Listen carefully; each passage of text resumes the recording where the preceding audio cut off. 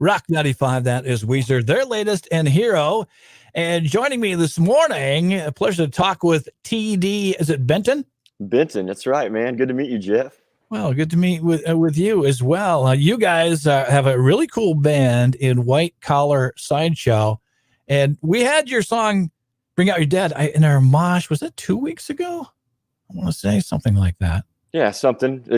Man, there's so many people playing that song right now. It's crazy. Like I never, when you're in the music world, you don't ever think something's, you just work. We just work hard, and then something takes off and it's like, whoa, I can't really digest it.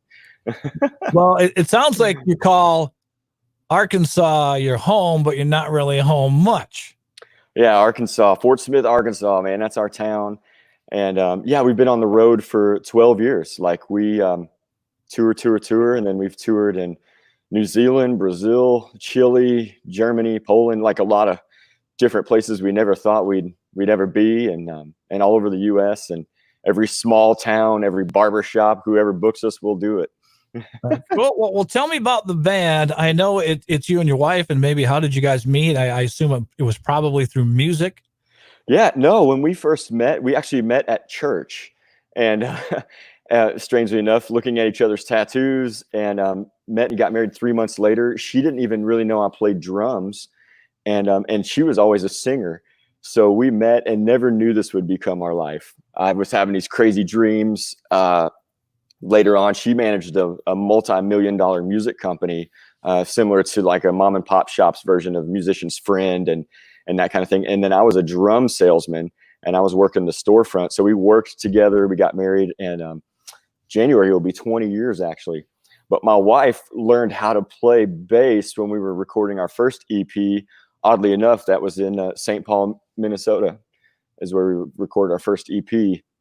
And so she actually learned how to play bass through that. She played bass in a 9-foot cage for the first 2 albums, and then now we were 2 drummers and a bass living on the road. Now it's just the 2 of us. It's bass and drums. The computer is one of our best musician friends we could ever have, and so she does vocals, but she's also she's the queen. She's our manager, tour manager, booking agent.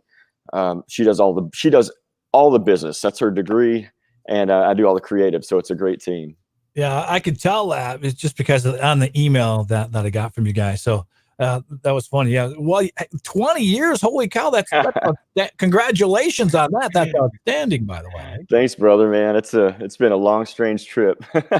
So you spent some time in Minnesota. So you're Viking fans now. Yeah, man. Twins. I've been through a couple of Twins games.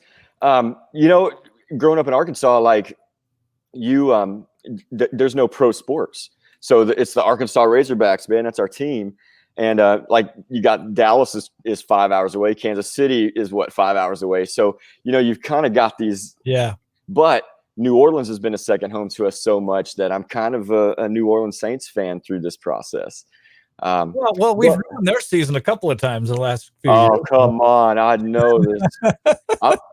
So I think my wife and I are probably some of the only, I don't want to say the only, but when it comes to sports, man, that's our reality TV shows. So we're all in on sports.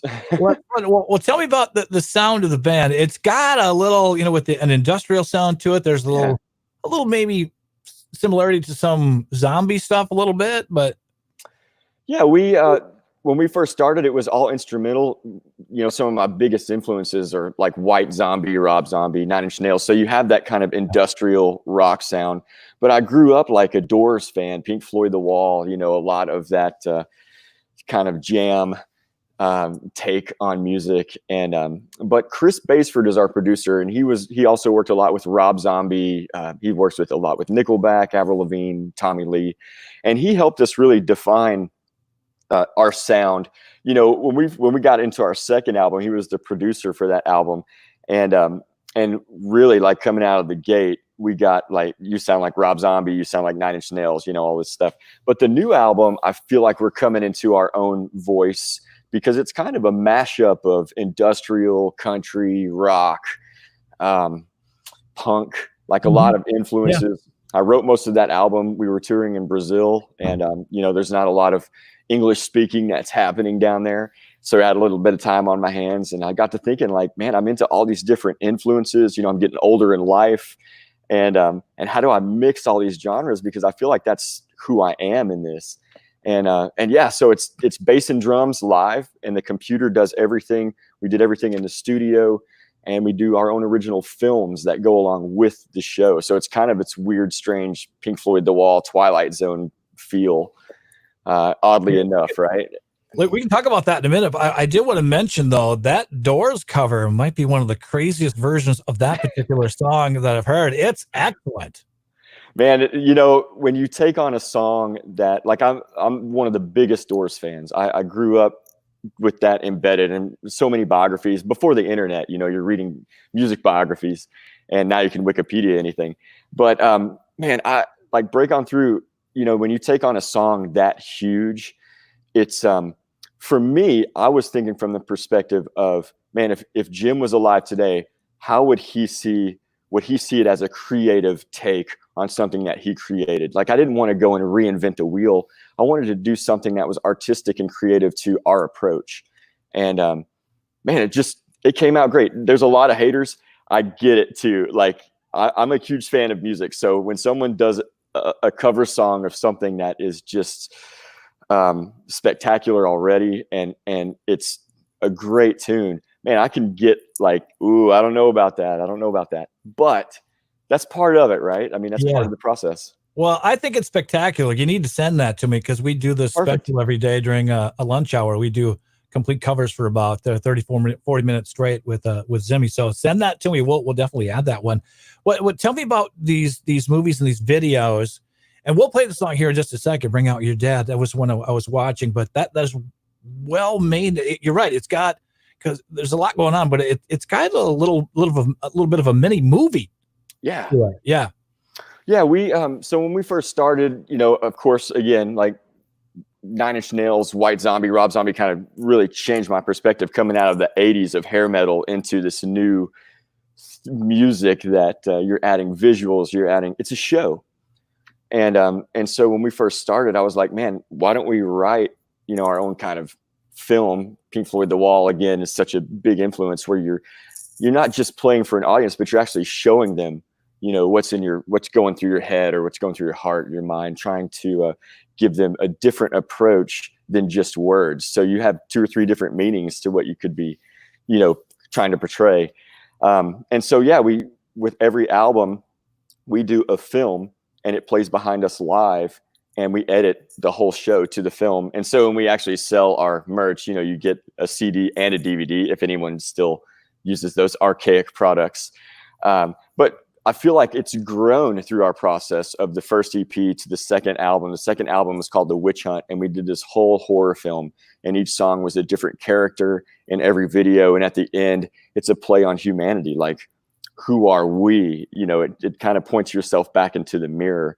And I try to do that with all of our films, try to have some form of not just a shock value, but at the end of the day, you walk away from the show going, wow, that was me in the film, or that made me think more. And I feel like that's what art should be. But we do put a lot of time and effort into our films. It took us 2.5 years to film our show.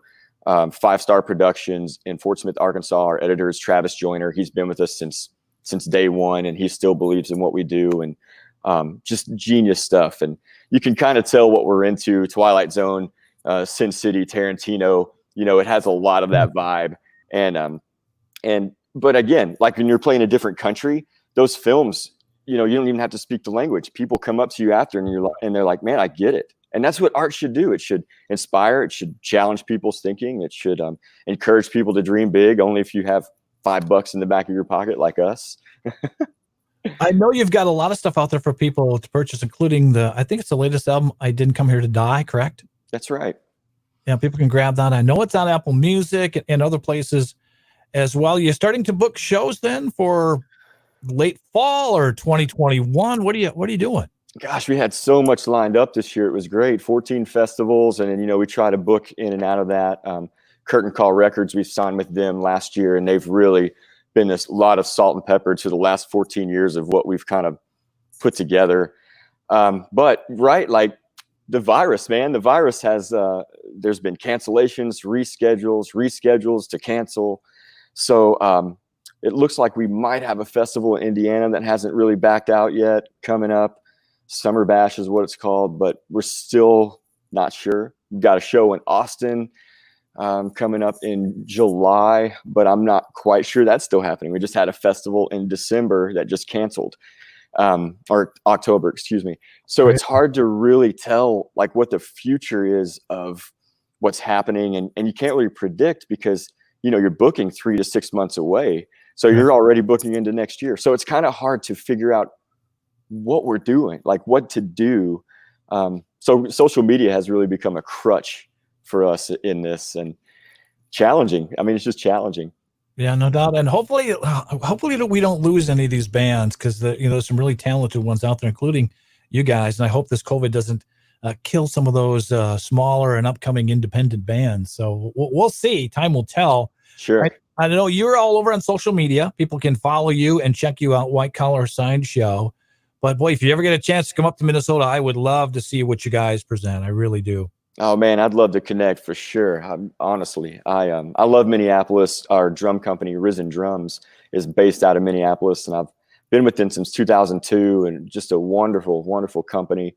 Al Claire, our in-ear company that we use, is in Minneapolis, so we have a lot of ties to Minnesota. Well, very cool. You ever get close? We're about an hour south of the Twin Cities. You ever get close, please stop by.